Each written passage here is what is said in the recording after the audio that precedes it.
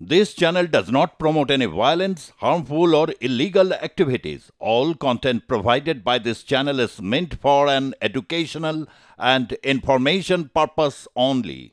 এখনো বাংলাদেশে চাকরিচ্যুতি, বিশেষ করে হিন্দু ধর্মাবলম্বীদের চাকরিচ্যুতি, সম্পত্তি নাশ এবং ভীতি প্রদর্শন, মারধর থেকে শুরু করে সমস্ত যে প্রক্রিয়াগুলো জারি রেখেছে, কেন এটা মানে এইটা কি চলতেই থাকবে? জাগরণ মঞ্চ কি এর বিরুদ্ধে সত্যিকারের একটা গণ আন্দোলনকে দাঁড় করাতে পারবে? প্রথমেই বলি, এই বাংলাদেশের তদারকি সরকার অগণতান্ত্রিক এবং অসাংবিধানিক। His Excellency the president of Bangladesh mister Shahabuddin, তিনি প্রধানমন্ত্রীর কোনো পদত্যাগপত্র গ্রহণ করেননি, সেনাপ্রধানও করেননি, তিনিও করেননি। এবং বাংলাদেশের যে সংবিধান আওয়ামী লীগের আমলে তৈরি হয়েছিল, সেই সংবিধানে তদারকি সরকারের কোনো কথা লেখা নেই। অতএব এই সরকার অবৈধ, অগণতান্ত্রিক, অসাংবিধানিক। এটা প্রথমেই আমি বলে দিলাম। এবার বাংলাদেশে এই যে সরকার চলছে, এই সরকার সাবকন্টিনেন্টে, আমাদের সার্ক নেশন সাবকন্টিনেন্টে সন্ত্রাসবাদী রাষ্ট্র হিসাবে আমরা মনে করি পাকিস্তানকে। এই পাকিস্তানের মদতে এবং আইএসআইয়ের ইন্টেলিজেন্স এরা পায়। এরা তালিবানি জঙ্গি শাসন বাংলাদেশে কায়েম করতে চাইছে, ইসলামিক কান্ট্রি করতে চাইছে। এটা আইএসআইয়ের ইন্টেলিজেন্স এরা পায়।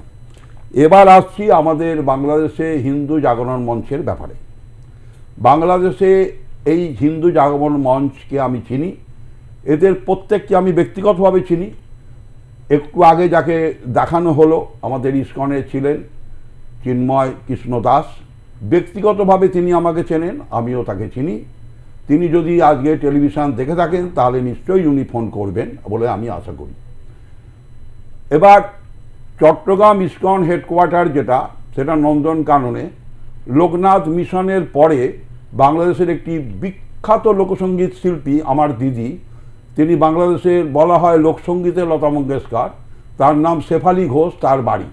তার স্বামী তিনি ছিলেন শেখ মুজিবুর রহমানের, ননীগোপাল বাবু, তিনি ছিলেন শেখ মুজিবুর রহমানের সবচেয়ে বড় বন্ধু। মানে ওখানে ওই বাড়িতে শেখ মুজিবুর রহমান চট্টগ্রামে এলে এক দুরাত্রির উনি ননীগোপাল বাবুর কাছে, শেফালি ঘোষের স্বামীর কাছে থাকতেন।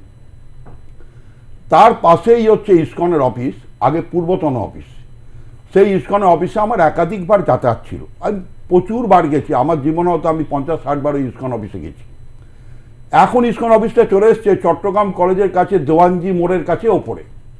উনি বাংলাদেশে, আপনি চট্টগ্রামে ছিলেন, খুব স্বাভাবিক কারণেই হয়তো উনিও জানবেন, দেওয়ানজি মোড়েতে এখন ইসকনের অনেক বড় অফিস বাংলাদেশে হয়েছে। চট্টগ্রাম বাংলাদেশের বাণিজ্য নগরী, অর্থনৈতিক রাজধানী।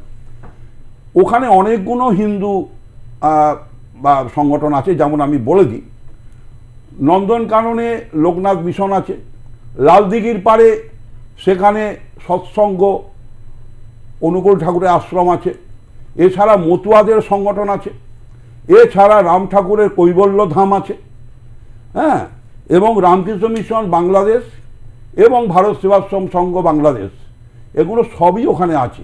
এই কোতোয়ালি, নন্দনকানন, সদরঘাট এবং এই বেলটার মধ্যে, মানে নিউ মার্কেট এরিয়া, বিপণী বিতান এরিয়া, রিয়াজউদ্দিন বাজার, এই যে বেলটা, কর্ণফুলী নদীর ধার, এই যে টোটাল হিন্দু বেলটা, এই বেলটার মধ্যেই এই সমস্ত অর্গানাইজেশনগুলো রয়েছে। এবং এই জায়গাটায় হিন্দুরা এতটাই স্ট্রং, হাজারি লেনটে নিয়ে আমি আগে হাজারি লেনের সম্পর্কে বলেছি, নতুন করে আর কিছু বলবো না। এই জায়গায় হিন্দুরা এতটাই সংগঠিত যে এখানে প্রতিটা হিন্দু বাড়িতে পিতিলতা ও বাদ্যেদার একটা করে জন্ম নিয়েছে বাংলাদেশ। আমি মনে হচ্ছে আমার জানা, এখন মানে লড়াই করতে করতে এমন একটা জায়গায় পৌঁছে গেছে এই হিন্দু পরিবারগুলো, শুধু তাই নয়, এবং বৌদ্ধ পরিবার, এই বড়ুয়ারা, যেমন বড়ুয়া কেক যারা এখানে পশ্চিমবাংলায় চলে এসছে, তাদের সমস্ত চট্টগ্রামে বাড়ি, তাদের বাড়ির ছেলেরা ওখানে আছে, তাদের ওখানেও বিরাট বড় বেকারি শিল্প। তাদের সঙ্গেও আমার খুব ভালো রিলেশান। প্রদীপ বড়ুয়া, কোকা ইন্ডাস্ট্রিজ, ও বাংলাদেশের খুব নামকরা ইন্ডাস্ট্রিয়ালিস্টও, ও চট্টগ্রাম বেশ বাড়ি। যাই হোক, এতে আমি সকলকে চিনি। এবং এখানে ওরা এতটাই সংগঠিত, খ্রিস্টান, বৌদ্ধ, হিন্দুরা এতটাই সংগঠিত, যেখানে প্রতিটা বাড়িতে একটা করে পিতলতা বাদ্যেদার তৈরি হয়েছে। এবার একটু চট্টগ্রাম থেকে আমি একটু দ্রুততার সাথে, যেহেতু প্রোগ্রামের আরো একজন বক্তা আমাদের সঙ্গে রয়েছেন, আরো অনেক বিষয় আছে, এবার যদি আমরা দেখি রংপুরে এবার এসে রংপুর আমরা জানি বাংলাদেশের উত্তরখণ্ডে মানে নর্থ সাইডটাকে রংপুর বলা হয়, সেই জায়গাটায় এতটাই হিন্দু স্ট্রং যে ওখানে এই যে জমায়েত রয়েছে সেই জমায়েতটা কিন্তু অনেক কম হয়েছে। এটা এই জমায়েতটা প্রায় লক্ষাধিক, কিন্তু এই জমায়েতটা চট্টগ্রামের মতনই লালদিঘির পাড়ের মতনই হতো, কারণ অনেক আগে থেকেই এই জামাতের লোকেরা ওখানে এমন একটা ভীতি মারধর, তারপর ডেকোরেটরকে বলে দিয়েছে কোনো বাঁশ প্যান্ডেল দেবে না, তারপরে সমস্তভাবে তারপর রাস্তা জ্যামিং করে দেওয়া যাতে মিছিল না আসতে পারে। অনেক আগে থেকে পুরো ট্রাফিককে বলে দিয়েছে যে রাস্তাকে বন্ধ করে দাও যাতে না যেতে পারে, মারধর করো, মাঝ রাস্তায় কেটে দাও, যে লোকজন আসছে তাদের মারধর করো, করে ব্রেক করে দাও যাতে না মূল জায়গায় যেতে পারে। এত কিছু বিরোধিতা করার পরেও অ্যারেস্ট, মারধর, ডেকোরেটর কোনো কিছু না দেওয়ার, কোনো রকম ট্রান্সপোর্টেশন না দেওয়ার, তাতেও লক্ষাধিক লোক হয়েছে। এটা যদি না হতো তাহলে চট্টগ্রামকেও ছাপিয়ে রংপুরের জনসভা হতো। এবং বাংলাদেশে আরো আসবো, এরপরে চট্টগ্রাম, রংপুর ক্রমশ এটা একটা মানে বিস্তৃতি। আমি একটু এবার ডক্টর আশিস দাস আপনার কাছে আসবো। আমি তো ওটা হিন্দু বা জাগরণ মঞ্চ ছাড়াও বাংলাদেশ, আপনি ইতিহাসের অধ্যাপক, মধ্যযুগের যদি আমরা দেখি ইসলামিক হিস্ট্রি, যা অত্যন্ত যত্ন সহকারে আপনার বিশ্ববিদ্যালয়, কলকাতা বিশ্ববিদ্যালয়, বিভিন্ন বিশ্ববিদ্যালয়ে পড়ানো হয়, অত্যন্ত যত্ন সহকারে এই জায়গায় পড়া হয়। বাংলাদেশের ইতিহাসে তো আমরা জানি এই যে মারফতি বা যে যারা রয়েছে বিভিন্ন ক্ষেত্রে ধরুন আউলিয়া, বা আমাদের বাংলায় যেরকম আউল, বাউল, মারফতি, বিভিন্ন রকম এই যে ধারাগুলো নিয়ে একটা সংস্কৃতি তৈরি হয়েছে। উরস হয় বিভিন্ন জায়গায়, মাজার আছে, কেউ অনেকে আছে এসব মাজার ফাজার খুলে নানা রকম করে। এই যে হেফাজত ইসলাম তারা বা আরও কিছু যারা তেহরিক, এরা বলতে চাইছে এইসবের এখানে নিষিদ্ধ জিনিস নাকি খাওয়া দাওয়া হয়, একেবারে অপসংস্কৃতির একদম চূড়ান্ত একটা মানে এইসব জিনিস এখানে এসব চলতে পারে না বলে তারা তো ঝাঁপিয়ে পড়ছে। আমি একটা ভিডিও ফুটেজ দেখছিলাম, সেখানে সাভার বা ওই জায়গায় তারা গান গাইছিল, এই ধরনের লোকসঙ্গীত এরকম গান গাইছে, হেলমেট বানিয়ে থেকে বেদম মাল লোকজন দাঁড়িয়ে আছে। মানে তারা তো হচ্ছে শিক্ষিত লোক, তারা হচ্ছেন সংস্কৃতিবান লোক, তারা এই ধরনের আক্রমণ তারা হয়তো রেজিস্ট করলেন না, ফিজিক্যাল রেজিস্ট্যান্স যেটাকে বলে, মানে বীর বিক্রমে তারা চালিয়ে দিয়ে গেলেন, কিন্তু মানুষ তো এগুলো দেখছেন, সহ্য করছেন। তাহলে এই যে ইসলামিক এই সংস্কৃতি, এই ছিল এরও মনে, যেখানে হচ্ছে যে মূল বাংলার যে লোকায়ত সংস্কৃতির আবহমান ধারা, যেটাকে ফরহাদ মাজার বা এই ধরনের যারা রিপ্রেজেন্ট করছেন, আজকে এটাকে এরকম অ্যাটাক কেন মানে করছে? এটা কি একটা রিভাইভাল তৈরি করছে, বা এটা কি এরকম চলতে থাকবে? আশিসবাবু, ইতিহাসের নজর থেকে যদি আমরা দেখি, সেটা দেখুন যে বাংলাদেশের যে মিশ্র সংস্কৃতি যেটার কথা আমরা বলছি, উনিও এতক্ষণ বলছিলেন, এটা তো ভারতবর্ষের মানে অবিভক্ত ভারতের মিশ্র সংস্কৃতির রেশ, এবং সেখান থেকেই বাংলাদেশ কিন্তু ৭১-এও যখন জন্ম হয় এই মিশ্র সংস্কৃতির চেতনাকে নিয়েই বাংলাদেশ তৈরি হয়েছিল।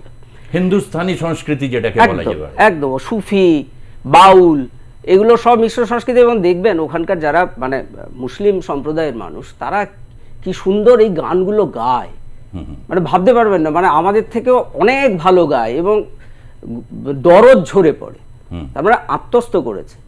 কিন্তু আপনি যেটা বলতে চাইছি, মানে আজকে এই সমস্যাটা হচ্ছে কেন?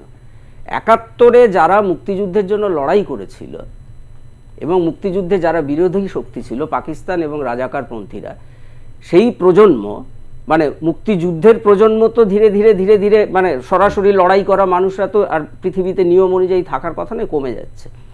এই প্রজন্ম দেখছে ৭১-এ কাদের রাজাকার বলা হতো, এই প্রজন্ম দেখছে ৭১-এ কাদেরকে শিবির বলা হতো, এই প্রজন্ম কিন্তু দেখছে। এবং আপনাকে একটা ছোট্ট কথা বলি, সেটা হচ্ছে যে ৫ই আগস্টের একটা বুনো উল্লাস ছিল, তো সেই বুনো উল্লাস কিন্তু আস্তে আস্তে ধীরে ধীরে বাংলাদেশে কান্নায় পর্যবসিত হচ্ছে।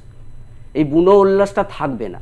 আজকের সারাদিন আপনি একদম সঞ্চালনার শুরুতে যেটা দিয়ে আপনি শুরু করেছিলেন, আজকে সারাদিনে বাংলাদেশে কি হয়েছে, এবার বলবে আমরা এখানে বসে সব অপপ্রচার করছি, সত্যিটা তো ওরা আনবে না। আজকে আপনি বলেছেন ব্যাটারি চালিত রিক্সা শ্রমিকদের আন্দোলন, রিক্সা চালায় যারা ভাইদের আন্দোলন, কিসের জন্য করছে? কারণ তাদের রুজির জায়গাটাকে বন্ধ করে দিতে চাইছে। 2, হাসপাতালে ছাত্রের মৃত্যুকে কেন্দ্র করে পুরো হাসপাতাল ভাঙচুর হয়ে গেছে। আর 3, আপনি দেখবেন সোহরাবর্দী কলেজ, এই গণভবনের দিন, এরা তো কোড আনকোড বলে বিপ্লবী সরকার, গণভবন যেদিন দখল করলো, মানে বুনো উল্লাস যেটা বলছি, যারা গণভবনের হাঁস মুরগি মহিলাদের অন্তর্বাস দেখিয়ে দেখিয়ে বিপ্লবী সত্তার পরিচয় দিচ্ছিল, আজকে একই জিনিস ঘটেছে। কেন ঘটছে? তার কারণ বাংলাদেশের মধ্যে আইন শৃঙ্খলা বলুন এবং মানুষের বেঁচে থাকার জন্য যে ন্যূনতম রুজি রুটি সেটা নেই। কেন নেই? মানে আপনি বলতে চাইছেন যে যারা মুজিবুর রহমানের সাথে এরকম মানে ঘটনা ঘটিয়ে দিয়েছিল, মুজিবুর রহমানের মূর্তি এবং প্রস্রাব করা, মানে শেখ হাসিনা যিনি সত্যি একটু হয়তো বেশি তার বাবা করতেন আর কি, তাকে বলেন, কিন্তু সোহরাবর্দী, যে সোহরাবর্দী পাকিস্তান, পূর্ব পাকিস্তান গঠনের সময় ছিল, যিনি তাত্ত্বিক বা হচ্ছে সে সময়কার বড় নেতা, সোহরাবর্দীরই তো সঙ্গে কাজ করতেন শেখ মুজিবুর রহমান। সে সোহরাবর্দীর নামাঙ্কিত কলেজেও লুটপাট। এবার এটা কেন হচ্ছে? বাংলাদেশে এখন না সুজিতদা 3টে গোষ্ঠী আছে, 3টে গোষ্ঠী রাজনৈতিকভাবে যদি দেখি। একটা গোষ্ঠী বলছে সংস্কার করব, বাংলাদেশ ধ্বংস হয়ে গেছে, মানে হাসিনার আমলে ধ্বংস হয়ে গেছে, বেশি পেছন দিকে যাচ্ছে না, হাসিনার আমলে বাংলাদেশ ধ্বংস হয়ে গেছে, সংস্কার করব। আরেকটা গোষ্ঠী বলছে তাড়াতাড়ি নির্বাচন করো, রাজনৈতিকভাবে ক্ষমতায় আসুক দল। আরেকটা গোষ্ঠী আছে আওয়ামী লীগকে নিষিদ্ধ করার জন্য উঠে পড়ে লেগেছে। তাহলে এই 3টে গোষ্ঠীর লড়াই চলছে, কিন্তু এই 3টে গোষ্ঠী চাওয়া পাওয়া একরকম নয়। ফলে কে কতটা ক্ষমতাশালী এটা দেখানোর জন্য উঠে পড়ে লেগেছে। এবং আজকে সোহরাবর্দী কলেজে যে ছাত্ররা অসভ্যতাটা করলো, আমি আপনাকে বলছি, ব্যতিক্রম বাদ দিলে এই মুহূর্তে বাংলাদেশে ছাত্র মানেই অসভ্য। ব্যতিক্রম বাদ দিলে ছাত্র মানেই অসভ্য। ওই ছাত্ররাই ওই জুলাই অগাস্টের এই ঘটনাকে ঘটিয়েছে দীর্ঘদিন ধরে পরিকল্পনা করে। ভাষা আন্দোলনের ছাত্রদের সাথে এদের মেলাবেন না। মানে অনেকে মনে করে যে বাংলাদেশের ছাত্ররাই পথ দেখ, আমিও মনে করি বাংলাদেশের সব আন্দোলনের উৎসমুখ হচ্ছে ছাত্ররা, কিন্তু ভাষা আন্দোলনের ছাত্র এবং 71 অবধি যে ছাত্ররা আন্দোলন করেছে, এই সময়ের যে ছাত্ররা আন্দোলন করছে, এরা একদম এক নয়। এটা প্রথমে মেনে নিতে হবে। তাহলে এই 3টে গোষ্ঠী লড়াই করছে, আর মাঝখান থেকে মার খাচ্ছে এই সংখ্যালঘু হিন্দু ভাইয়েরা, এবং মাঝখান থেকে মার খাচ্ছে একদম হতদরিদ্র মানুষ, সেটা কিন্তু ধর্ম নির্বিশেষে। সে হিন্দু হতে পারে, সে মুসলমানও হতে পারে, সে খ্রিস্টান হতে পারে, জৈন হতে পারে, বৌদ্ধ হতে পারে। খেতে পাচ্ছে না। ইউনূস সরকার আইন শৃঙ্খলা আর দ্রব্যমূল্য নিয়ন্ত্রণ, এই দুটো ক্ষেত্রে, এই মানে ইউনূস সরকার না, অন্তর্বর্তীকালীন সরকার, যার বৈধতা নেই বলে রতনবাবু বললেন, আমিও তাই মনে করি, সব ক্ষেত্রে ব্যর্থ। মানে ন্যূনতম প্রত্যাশা পূরণ করতে পারছে না বাংলাদেশে দাঁড়িয়ে।